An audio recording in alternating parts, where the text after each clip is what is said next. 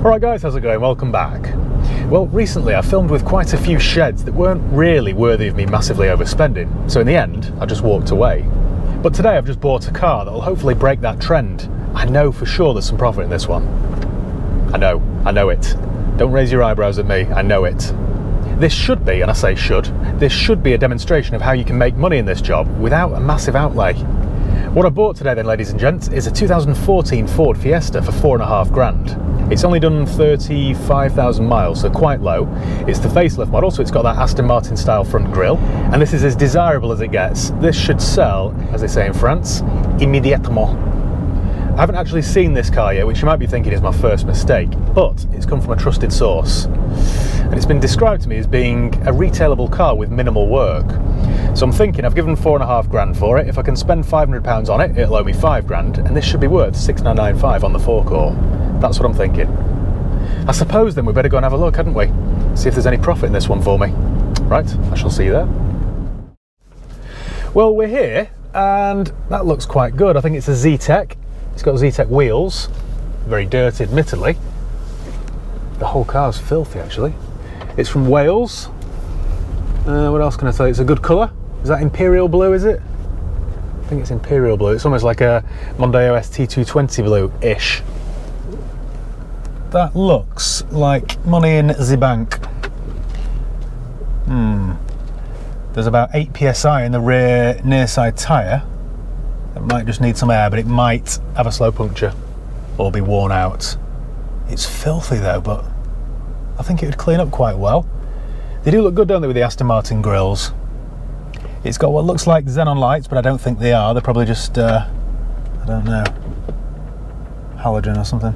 That looks pretty good to me. Pretty good. I think it's crying out for a set of plates and a good buff. Then again, it's the first week of January. I think we're all feeling like that, aren't we? I could do with a good buff and a fresh set of plates. In fact, I could probably do with a full respray, bare metal, and an odometer rollback. Right, let me check this car out then using Car Vertical. Now it's really easy to use. All you do is go to carvertical.com, type in the vehicle reg. When my internet's working. Come on. There we go then, right, carvertical.com. If you want to save yourself 10% off each and every check that you do, then use my promo code HIGHPEAK. So all we do is type in the VIN or the reg. We know this to be Charlie November 14, Victor Uniform Uniform. This will tell us whether it's ever been stolen, written off, had a mileage rollback, or has outstanding finance on it. More importantly though, it'll also tell us a bit more about the car, so the MOT history, when it changed owners, all that sort of stuff. It even gives you a bit of a write-up about that model of car, so it's quite handy. It's currently checking databases in dozens of countries. It checks hundreds of millions of cars. So if, for example, it's had a little incident in Italy, this will tell us. It's a very clever system. And just like that, the report is done. So, view report. It is it's a diesel, 1.5 diesel, 2014. It's never been clocked, no outstanding finance, and there's no recorded damage. Perfect. Right, the last known mileage was 34,300, and that was in September last year. Before that, I'd done 30, then 25, then 22, then 18. Right, this will be zero road tax as well, won't it? Quite a desirable little car then, really, that, isn't it? Somebody that wants a cheap commuter vehicle, there we go, tax band A, 98 grams per kilometre. Yeah, that's not a bad engine as well on the whole. So it was inspected, failed an MOT, inspected, ownership changed, failed an MOT, inspected, failed, inspected. Right. It's a 1.5 litre TDCi 75 horsepower. There are a couple of advisory items on the last MOT. So, front brake disc worn, but not excessively. Offside front suspension arm corroded, but not seriously weakened. And rear exhaust outer skin rear silencer corroded. The good thing is, like Mike Tyson, the good thing is, with Fords like this, parts aren't expensive. So if I've got to put a new back box on it, or outer skin or whatever, it won't break the bank. Let's go and have a look around it then. Right, put myself out of my misery. It's a very cold day today. The first bit of good news is that we've got 2 keys, both flip keys, and they both work. There we go. We've got a very soft tyre on the back. It's the same around the other side. That looks ancient actually. It is a harmonic, no expense spared, on about 5mm of tread, but it just looks really, really old and soft. Right, on the date stamp it's 2020, so it's not that old. Maybe it just wants some air. Bodywork wise, it's difficult to tell because it's filthy, but oh, we've got rear parking sensors. It is crying out for some new plates, and they'll be a bit of a pig to get out. Once they start to rust like that, you've got to snap the plate and then get some vice grips on it. You're talking to a seasoned plate replacer now. That looks quite tidy though. It does need a very good clean, but all these little marks should wash off. The roof isn't dented. Well, the panel gaps look okay. Right. Up front we've got a black arrow. Very good. What year is this? Can't see. Oh, 23. Right, okay. Looks a bit soft as well. A couple of little marks there. I can just get my nail into that, but I think with a bit of a buff we could improve that. Up front the headlamps are fine. We've got front fogs. No damage there to the valance.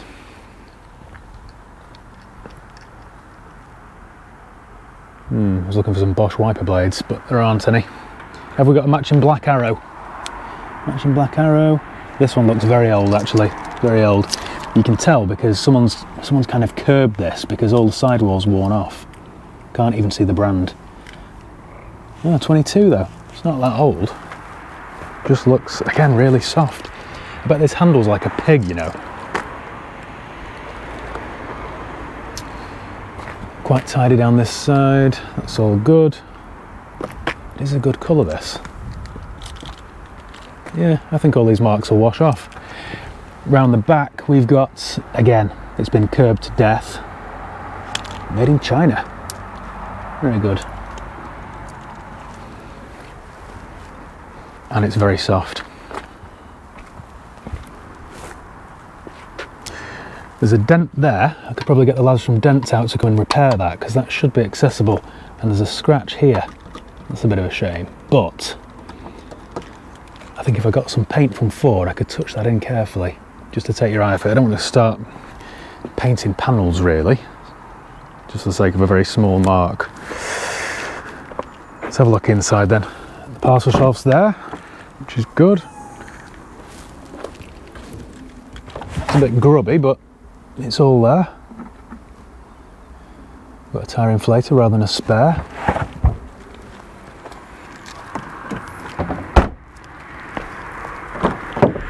It's a 5-door as well, which is great news.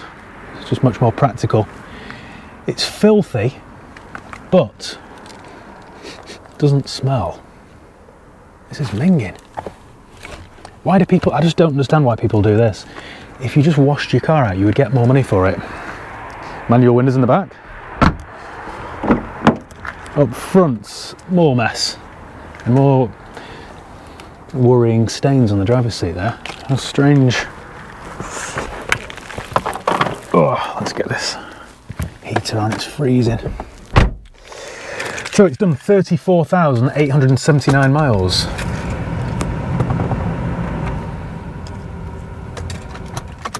Wait for a little glow plug. There we go, sweet as a nut.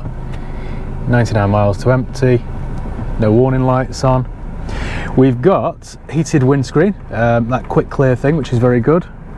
USB, auxiliary, a water bottle there and some rubbish. What looks like McDonald's fry under the seat there, and the corner, I know those very well, that's the corner of a Freddo. In here we've got locking wheel nut. Service history then. Now this was described to me as being a good retail car, so I'm expecting, there we go, full. Full. So it was indeed from Wales, Brecon Ford. It's moved around a lot, this car. 14, 15, 16, 17, 18, 19, 20, 21, 22. Perfect. Ashton under Line, Manchester. Where's Crowland? Never heard of that. Last one was done in Moorside, Oldham. 22, right. So, there's no mileage there, but I could get that off the MOT. So I'll give it a service then, and a fresh MOT. sort out those advisory items, or get my mechanic to sort out those advisory items. And I think we've got a good retail car. No phone found. What have they been listening to? No CD, okay. Bit of Heart FM. Can't beat it. We are slowly warming up here. Look at this, 3 cup holders. Headline is nice and clean. Oh, pretty good here. Let's have a look under the bonnet while this car heats up a bit. Where's my bonnet pull? There it is. It was very dirty under here, but no excessive rust or leaks that I can see anyway. Difficult when everything's covered in plastic, isn't it?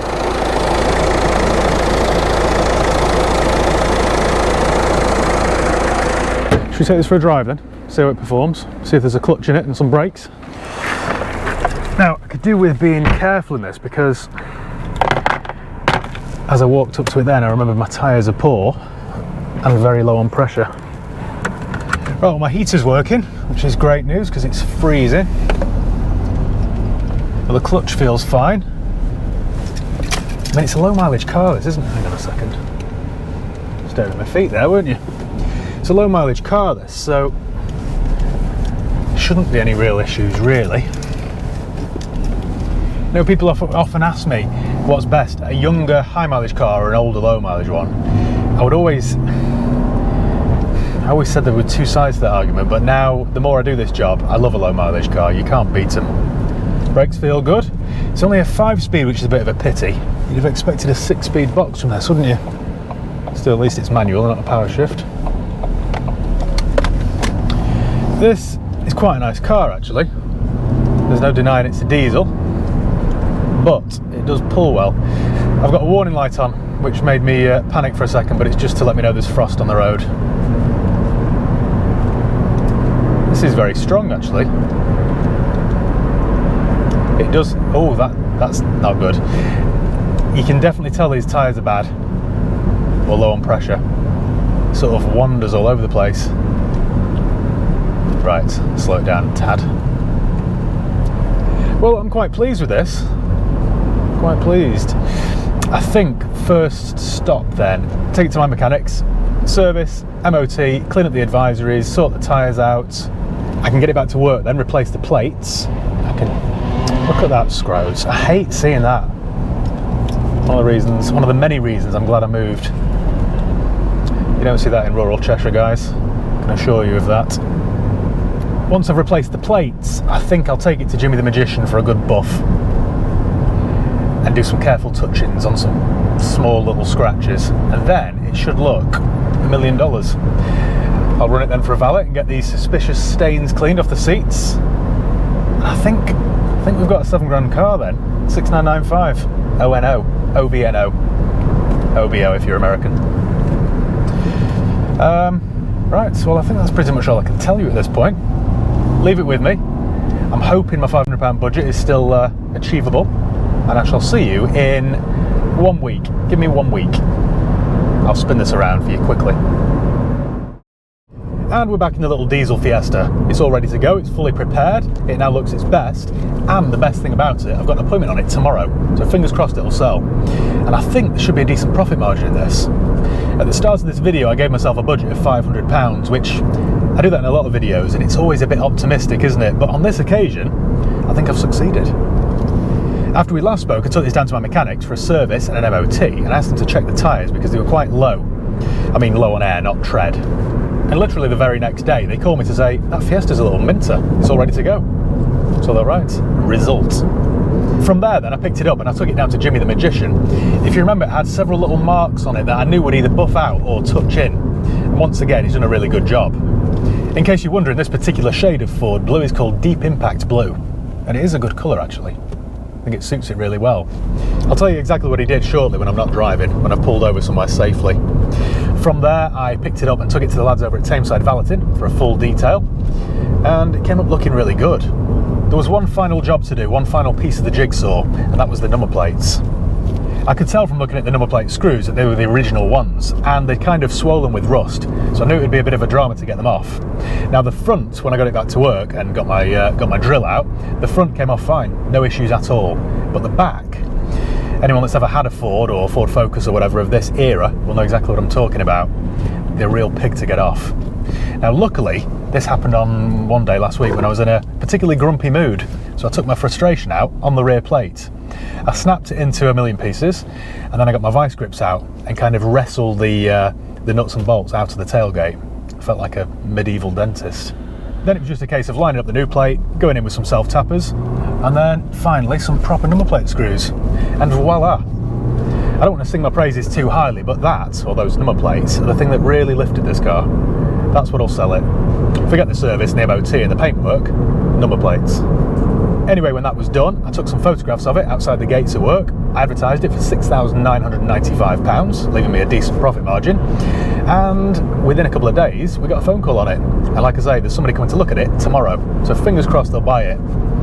I honestly can't see why you wouldn't buy it. It's quite a nice little thing, really. In fact, I've been driving this today for about half an hour. I've just been and put £15 worth of diesel in it, which has nearly bought me half a tank of fuel. So I can really see why people buy these kinds of cars. It's quite pleasant. I mean, it's been frosty today with my quick clear windscreen. 30 seconds later, I could see perfectly. If you compare the economy of this to my own personal car, my Range Rover, which is on its second tank of fuel this week, then the little 1.5 diesel Fiesta starts to really make sense. Right, I need to be careful up this road because it's very icy and slippery. Don't want to get stuck or damage it, actually. Hello, I'm here to see the Fiesta. Yeah, some of it's lodged in a dry stone wall on the Glossop Road. Wouldn't sound very good, that, would it?